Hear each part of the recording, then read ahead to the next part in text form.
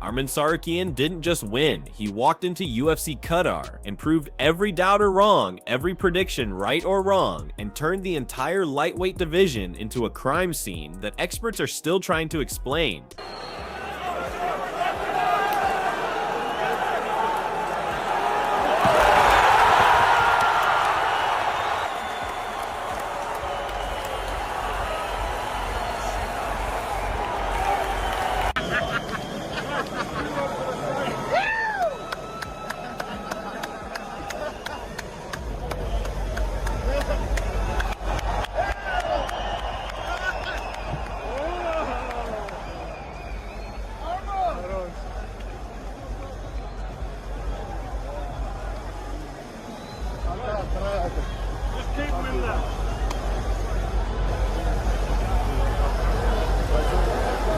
And if you think you know who actually called it correctly, keep watching, because one analyst made a prediction so precise it feels impossible, and we're revealing that one in just a moment. That's it, that's it, that's it, that's it, that's it, that's it.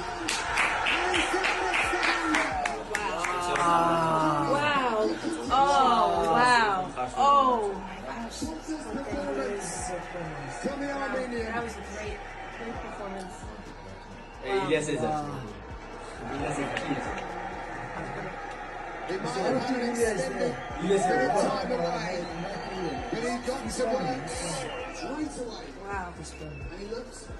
Wow, great fight by Arman Tsarukyan. Michael Bisping kicks things off with a sharp, confident breakdown, leaning toward Arman and praising his all-around danger, calling him a fighter who can strike, grapple, and finish without breaking rhythm. And if you stay a little longer, you'll see how this well-rounded warning lines up perfectly with the fight that unfolded. I went up to Tsarukyan. I congratulated him. I went up to Kamza. I said, "Hey, champ, what's up? When are we going to see you back?" He goes, "I don't know, brother. Whenever. Smash." All right, cool. Sweet. Slaps me on the back. I'm like, all right, cool. Security guy gets in front of us. I'm like, we literally were just cool with each other. He's not going to fight me. And then that childish energy comes out. Yeah, f you, brother. F you. Boom. Tries to push me. I just turned around and went, you're meant to be a champion of this sport. You're a child. You're taken away from your friend's win over here. How about you calm down, slow down, and have a bit of respect for your friend over here rather than trying to steal the headlines. Do you want the honest truth? It's little dick energy. I need to show the world I'm tough. I need to show you're the champion of the world. No one needs to see you be tough. You don't need to have these anger management issues. Just be a man. Sorry. I'll get him one day. We're all going to try grab a hold of my legs. Born little. I'm not going to get. Don't get me started. Bisping goes deeper, reminding everyone that Arman is young, entering his prime, riding momentum, and too versatile to be trapped in a one-dimensional war, and this sets the stage for the chaos that actually happened inside the cage. Okay, so here's the thing, guys. This is actually a gift from the gods for the UFC. Like, this has all worked out so perfectly for them because, look, Ilia hasn't fought since June. He should be ready to go. Paddy very clearly is ready to go. He hasn't fought since April, his win over Michael Chandler. The best way, we continue to say, of the people available, the best way to debut the Paramount Plus era in 2026, first show of 2026, rumored to be at T-Mobile Arena in Las Vegas, January 24th. I'm calling it a PLE numbered event. You know, they're going to keep those, title fights on the number of events we suspect. The best way to start this is Ilia versus Paddy. Ali Abdelaziz steps in with the kind of heat only Ali can bring, saying Arman is simply operating on a higher level and that the gap between him and Hooker is much bigger than fans realize, dropping hints of old frustrations whenever Hooker's name comes up. He's going head and arm. One of his best moves, head and arm choke. And it's deep. God, that's GG's. That is GG's, I think. Oh, God, look at his head. Not good. Not good. Tsarukyan's a fucking beast. Wow. Performance was crazy like what I accept. I knew it's gonna be finished, but I wanted to wait, so don't say that. I went for it. I like we accepted, So Arman is the best, so he's the number one. He's the champion. He's the alpha. I believe this guy is one of the best of the fighters in the world. He has to fight for them. Ali, still respectful, admits Hooker is tough, battle-tested, and always ready to go to war, but even then, he can't hide the expectation that the fight is going one way and one way only. And if you keep watching, the way he softens at the end becomes shockingly relevant. You just had Arman win, look good. He's now the #1 guy. He's waiting in the wings. You bring him out there, and yet you keep this train rolling along. I'm sorry, there is zero momentum towards a Justin Gaethje title fight against Ilia Topuria. And now that Arman did what he did, I think he completely knocked Justin out of the way. There is zero interest, zero momentum. I would sign up for Arman versus Ilia right now. But I think you have Paddy there. You want to strike while the iron is hot. He's ready to go. He hasn't fought since April. It's going to be almost a year since his last fight by the time this January date comes along. Do Ilia versus Paddy. You saw the little run-in. You see the animosity there. Do that in January. Have Arman in the front row. He fights the winner. And now the lightweight division is back rolling like it was when Islam was champ. You didn't take a lot of damage tonight. Is there a chance if they said to you, hey, you can fight for the belt, but it has to be in January, could you turn around that fast? Of course. I can rest 1 week, fly to US and stay there 2 months. It's enough time to get ready. And I didn't get any injured, thank God. And they have to say that. And hopefully on Tuesday they announced that fight, and me fighting main event with Topuria when it's gonna be in Vegas or in Los Angeles. So I'm ready. I gotta take that chance, and I have pretty time to get ready. He closes by saying fighters do what they must to support their families, almost as if he knows exactly how brutal the outcome is about to be for Hooker. Are you a little bit disappointed that this week Ilia didn't seem to want to have anything to do with you? I mean, I didn't want to mention too much Ilia because I was focused on my fight. But after today, I'm gonna try to again create some crazy videos that are gonna be viral and try to make a joke, you know, and to bring a lot of eyes for that fight, because it's like a media sport too, you know. You gotta be a good fighter and a good showman. Hopefully on Tuesday they announced that fight, and me fighting main event with Topuria when it's gonna be in Vegas or in Los Angeles. So I'm ready. I gotta take that chance, and I have pretty time to get ready.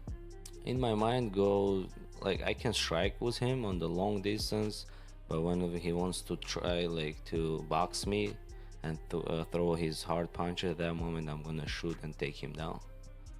So, and I believe myself, and I know I can beat him so easy as well. Jamahal Hill takes a cold, surgical approach, saying he knows exactly what Arman will do the moment the bell rings, warning that Arman doesn't care about excitement and doesn't care about pleasing fans, only about executing the plan with ruthless precision. If Arman Tsarukyan goes out there and gets it done relatively quickly in impressive fashion, it helps the case of Ilia, you need to stay down, let's defend this belt now because you are the champion here. If he's able to rip the playbook off of what Islam was able to do, we'll say Arman Tsarukyan within 2 rounds submission. It's a tough one, but based on how Arman Tsarukyan has looked since the loss to Islam Makhachev, it's hard to believe that this man can't go out there and get the job done. Hill predicts the fight won't have fireworks unless Hooker lands early, saying Dan thrives on chaos and brawls while Arman thrives on control and discipline. And later in this video, we'll reveal who else made a nearly identical forecast. It's the #1 contender that needs a win in the division, and that's why I chased this fight and I asked for this fight, and I nagged the UFC to give me this fight, is because I knew no one between myself and Arman Tsarukyan would want to fight Arman Tsarukyan, because they got a good excuse to avoid him. You know, he did pull out of that fight with the bad back, and so the champion and guys, the bigger name guys in the division like Gaethje, they have a good excuse to not fight him. I believe it's because he is the most skillful fighter in the division, but these other guys have a good reason to not fight him, and I knew that with a win over Arman Tsarukyan, I get to jump the queue. I get to jump from outside the top 5 to the #1 contender in the division. He warns fans that if Dan can't shake Arman early, the fight becomes methodical, suffocating, and strategic, not a highlight reel. Dan Hooker's one of my favorite fighters in the UFC. But I'm going to go with Arman Tsarukyan here over Dan Hooker. I do think Dan Hooker's being underrated here because even though people say, the Gamrot fight was a robbery, it was a close fight that could have gone either way, really. Do I think Gamrot could have won? And if Gamrot had Ov at the end of his name, he probably would have won based on the control time that he had. Let's just call it what it is.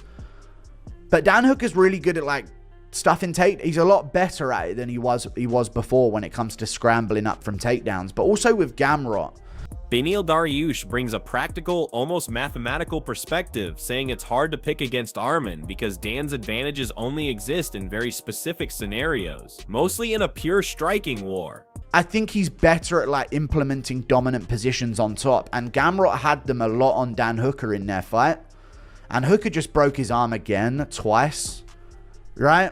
2 broken arms back to back. Coming back into this one, if he wins, you can think about a title shot maybe if he makes the right call out, and he's a big name and he's big and he's tall and he's got reach, and maybe he sets up the knee on Arman, and Arman has had some stinkers. Arman had the Joaquim Silva performance where it wasn't the best. He got wobbled. But I think he's going to be able to take down Dan Hooker, and I don't think he's as lost on the feet as we suggest.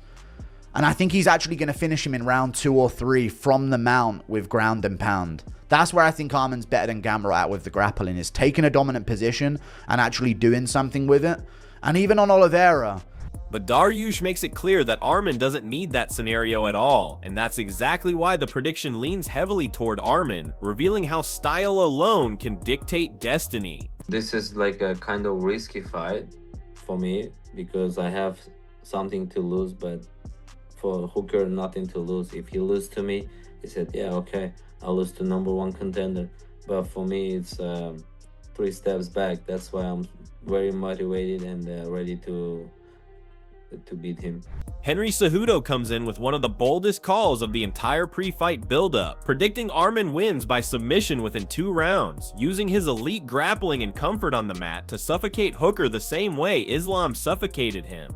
Yeah, Islam moved, but if I beat all records here in 155 to be a champion and defend as much as possible, and then yeah, probably I'm gonna think about the move division. But right now, 2-3 years, I wanna stay here and beat the all records in 155. Cejudo says Arman's time in grappling competition makes him lethal, and here's your second call to continue watching, because someone else makes an eerily similar prediction that might shock you. Yeah, I feel like I'm a fighter for the working man, you know, and kind of represent just hardworking and sticking at it and gutting things out and accomplishing what you want through that. And I feel like he's kind of just had everything handed to him and the best training and the best coaches and fly around here and just kind of had the easy road. So it's kind of just the working man versus Richie Rich. Kamaru Usman shows respect for both men, saying Arman absolutely has the tools to finish Hooker, but warning that Hooker is insanely tough and has a habit of upsetting expectations, referencing the razor-thin Gamrot fight. I don't think it's just talk. Like, I don't even like to say, like, I'll in this situation, like, I'll do this. Like, we'll just, I feel like he is, he's just a mouthy little rich prick, you know what I mean? And I'm just not a person that backs down. That's just the situation that we're in. I feel like we'll just have to wait and see. We're just gonna have to wait and see till we see each other. Almost like a bully, right? Like a bully. Like he's just trying to bully you. Like he's got the upper hand and he's gonna see if he can bully you like that. And I think that is a real attitude some guys carry. Yeah, I'm not a person that you can just push around and bully and expect to back down. I'm going to stand my ground 10 times out of 10. Usman emphasizes that a strong Arman performance could launch him into the title conversation immediately, teasing the possibility that UFC Qatar might be the turning point of Arman's career. Oh, yeah, Arman, because you already know what he's going to do. Because he don't give a shit. about the fight Dan exciting. Dan Hooker likes good fights. He likes exciting fights. Dan likes to please the fans. He likes to please Arman don't give a fuck about that, bro. He's gonna come out and grab you. He's gonna drive until the end of my bad. Until the end of the bell rings. Like, he don't care. He don't care about making it exciting. That fight, unless Dan hits him with something early and like hurts him and like can make him like kind of have to fight through some adversity, it's gonna be a boring. Like, Michael as well adds fuel to the fire, calling Arman a beast and a monster training with elite coaches, respecting his preparation and his evolution as a fighter, while still acknowledging that Hooker is a dangerous veteran capable of turning the tide. I mean, it's tough to pick against Arman in this fight. Dan, I don't really see Dan having too many advantages in this fight. The only thing I can really think of as far as having an advantage in, I would say Dan has, he's got that dog in him. So if it turns into a punching match, man, Dan's gonna be great there. But I just don't think Arman necessarily needs it to be a punching match. So yeah, I would definitely got Arman on that one. Mitch Raposo admits the matchup is brutal for Hooker, highlighting Arman's suffocating wrestling, but reminds everyone that Hooker survived Gamrot's relentless pressure and always fights for every inch he's given. I see Hooker has fight with Arman, and if I pass Charles, I can fight with the winner of Arman versus Hooker. Who do you think wins that fight? I think Arman has more chance to win this fight because he's more all-rounder fighter, Good wrestler, strong, good jiu-jitsu, good striking movement. So I think 60-40 for Arman, he can beat Hooker. Raposo leans toward Arman, but openly roots for Hooker, showing how emotionally split fighters were heading into this war. James Lynch breaks down both fighters with numbers and logic, saying neither man has been a knockout machine lately, and both tend to go the distance, predicting a grinding fight decided by control unless something changes dramatically. Bro, I like both fighters. I think Tsarukyan gonna win because he's more complete. He's have a good striker, and he's a good striker. I have a good grappling also, but I like more than Hooker. His style I like more. Lynch leans toward Arman, but warns the fight could be closer than expected, thanks to long layoffs and wear and tear that could disrupt the rhythm. And this caution becomes important once the fight actually erupts. Well, I want to see Dan Hooker win, but again, I think it's very similar, right? Like Arman can grapple his ass off and he's got great conditioning. It's whether or not Dan's going to be able to withstand that for the duration, right? So I want Dan to win, but I can't bet with my heart. so I have to say Arman will win, but I want Dan Hooker to win. Brian Battle predicts the fight hinges on one thing, Arman keeping Hooker on his back, saying if Arman fails, Hooker's chaos and pressure could flip the fight instantly. But Battle believes Arman's discipline wins the day, letting him escape with a decision if he stays in control, and his control theory becomes something you'll want to remember. Robert Whittaker drops the final wildcard prediction, saying he actually likes Hooker's chances because of the weapons he carries and his experience fighting wrestlers, hoping Hooker shocks the world even though Arman is the betting favorite. Whittaker warns that Hooker's only real question is whether he can land damage before Arman drags him to the mat over and over again. These were the predictions, the doubts, the warnings, and the bold calls made before the war, and now that UFC Qatar has settled once and for all who was right, drop your own scorecards in the comments and tell us which expert nailed it and which one missed the mark completely.